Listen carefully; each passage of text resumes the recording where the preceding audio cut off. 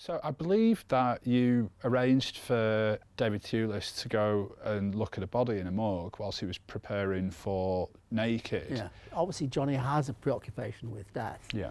And I said, you know, have you ever seen a dead body? And he said, no. I said, well, why don't you go and have a look at one, which we arranged. It's actually not as big a deal as you, because actually I think everybody would benefit from seeing a dead body. And I mean, it's part of life, actually, you know.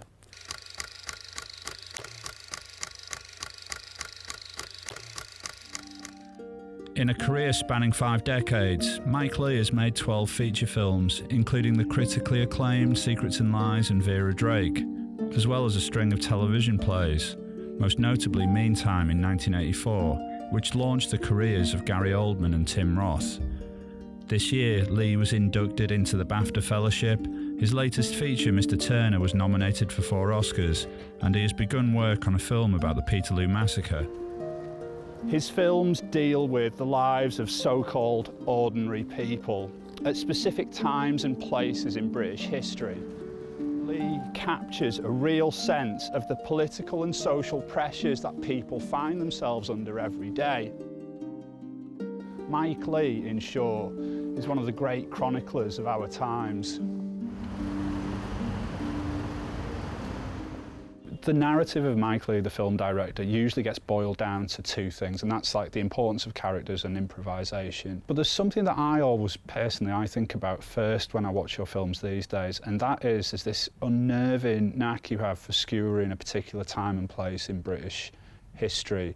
It's not about character and it's not about improvisation. It's about living and dying, you know, surviving, and relationships, and parents and children, and, you know, one of the preoccupations that inevitably runs through my films, whether I consciously do it or look round afterwards and realise that I've done it subconsciously, is the whole thing of being what you really are, and, you know, the whole thing of received notions of how you ought to behave, and masks and all of that stuff.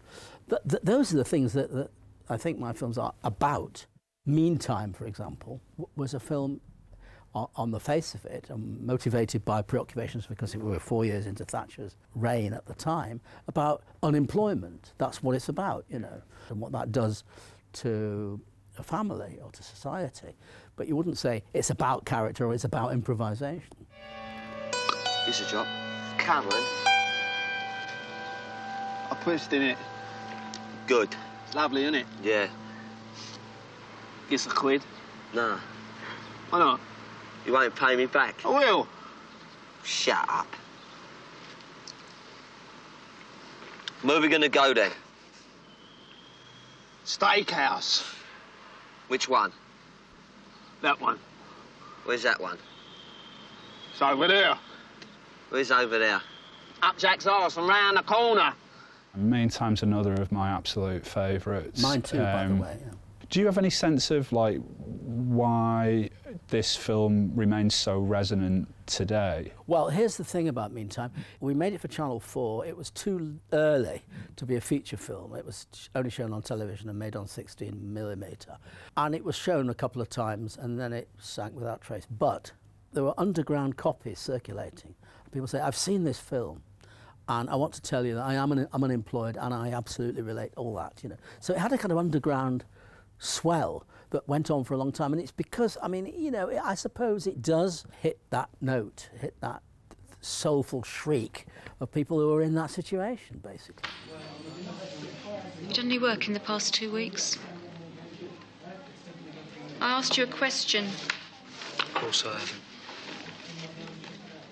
When I look out over the film landscape of the last 2 decades, that there's a certain branch of very dark, bleak, British-based filmmaking which has Mike Leigh as an influence. Primary examples would be Paddy Considine's Tyrannosaur, Shane Meadows' Dead Man's Shoes, Gary Oldman's Nil by Mouth, and certainly Tim Roth's Warzone. It's almost become a subgenre of British film. And to what extent do you think these films have an actual point, or they're just indulging in darkness for the sake of darkness? On the whole, I don't think that. I do think that about Tim Roth's film, which, for me, didn't depict the world in any way that I would describe as real. I think it was so preoccupied with its own style that it strangled itself, really. But that aside, I've got a lot of respect for a lot of the work that you've just listed, and indeed other work that relates. I mean, what is important, I think, for us to constantly remember, apart from anything else, is that we're actually talking about independent European, in this case British films, as opposed to Hollywood, which is a whole separate world. And we have to constantly remind ourselves of that, I think. I've got a lot of time for Shane Meadows, actually. I like what he does, and I think I have no idea whether he regards my work as an influence or not. I don't think it matters. I certainly think there's a warmth and humanity in his films that I wouldn't really ascribe to much of, I think, the rest of what you've talked about. When Naked came out, I mean, I'm not ashamed to say I've probably seen that film. Definitely I've seen it over 50 times. I mean, I was obsessed with it. I used to watch it on a weekly basis. Now, I got from it this kind of sense that it was like almost in a Homeric tradition of like this kind of epic journey. I also got this kind of creeping sensation that it was an apocalyptic film, a film about the end of times. What's weird, going back to this film, frighteningly, it kind of almost feels more relevant today than it did then. The end of the world is nigh, bride. The game is up. The sort of apocalyptic thing that you refer to, I mean, really, at that time, it was probably mostly the sense that the millennium was coming, which was very exciting. You know, the notion that, you know, this thing was going to actually happen, and we were going to be there. My next film, which I think people know, is going to be about the Peterloo massacre, which happened in Manchester in 1819. And of course, one of the things that is interesting is that at the end of the 18th century, there was a lot of millennial preoccupation. You know, even though it was over really 200 years hence. I was, as a 15-year-old politicized teenager, went and heard Bertrand Russell talking at the Free Trade Hall in Manchester, you know, when CND started. And there was a sense then of, you know, what the end of the world would be like. But it didn't have the actual spirit of apocalypse and doom that is now starting to be the flavour of what we're experiencing. And it may be that Naked in some way implicitly evokes that. You've very accurately conveyed what it felt like to me to be living in Manchester and London in the mid-90s.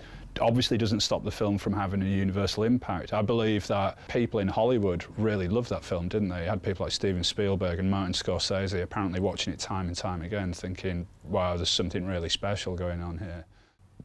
Say, maybe famously or infamously, the police were actually called during filming one scene of Naked, weren't they? Well, they weren't called during it was a rehearsal in the street. We rehearsed it very precisely, but we did film it live with real people walking past. And Ewan Bremner was mouthing off and shouting, "Maggie!" and all that stuff was going on. And somebody opened a window and told him to shut up, and he told him to fuck off. 5 minutes later, the cops pulled up. What I do is I skulk about nearby, pretending not to be there, you know, and the actors forget I'm there, or they don't even know I am sometimes. On one occasion in Manchester, when I was making a film, somebody called the police because they saw this bearded guy skulking behind a hedge. Yeah. And I had to explain why I was, you know, I wasn't actually being a paedophile, you know. I get this unnerving sense from watching Bleak Moments that for a lot of people who maybe weren't in the same position as you, that the swinging 60s, and by that I mean, you know, the time of counterculture and psychedelia and liberalism, kind of passed a lot of people by. Even to someone as slightly independent like Sylvia is, it feels like the closest she's got to the 60s is like this guy from Scunthorpe playing guitar in a garage for her. It's not for me to say, but you could say it's the mother of all Mike Leigh films, really. When I refer to my teenage years, I'm talking about a very suburban, provincial North Manchester suburb, you know, Salford suburb. And that oppressive Saturday afternoon twitching lace curtains world is a world that, like everybody that comes from that sort of background, spent the rest of my life screamingly running away from. And Bleak Moments is very much that world, you know. I mean, she's really cool, actually, Sylvia, but she's trapped in this world, and she's trapped in this suburban situation. Not everybody was able to be hip, you know. And people that weren't apparently hip, that doesn't mean to say they couldn't have been hip or whatever it was. And I've always had a pretty sceptical, even now, a pretty sceptical attitude to hipness, really, you know. Don't take this the wrong way. Okay, I'll try not to. Are you going to do this for life, or do you think there's a certain point where you're going to go and sit in a hammock with a pale ale and think, just, you know, take the carriage clock, as it were, or do you see yourself doing this? I don't want a carriage clock, but I quite fancy the hammock and the pale ale. Yeah. Yeah, I mean, look, every film we make, including the next one, it's a battle to get the dosh. It's a battle to get it up and running and to get a situation where you know people aren't going to bugger it up and interfere with it and all that. And so, you know, you think, well, as long as the opportunity is there, let's kind of grab it and keep at it, basically. But I can imagine being attracted by the hammock and it may not actually be a pale ale, but yeah, it will certainly have alcoholic content.